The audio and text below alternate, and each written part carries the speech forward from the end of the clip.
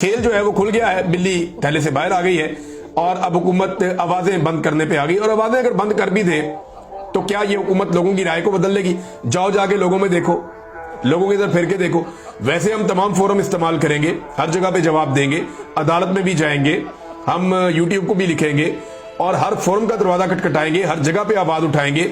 इंसानी हकूक की तंजीमें हैं, जो आजादी इज़हार राय के लिए काम करने वाली तंजीमें हैं, ह्यूमन राइट्स ऑर्गेनाइजेशन, हर तरफ हम जाएंगे और जाके बताएंगे कि जनाब पाकिस्तान में क्या हो रहा है।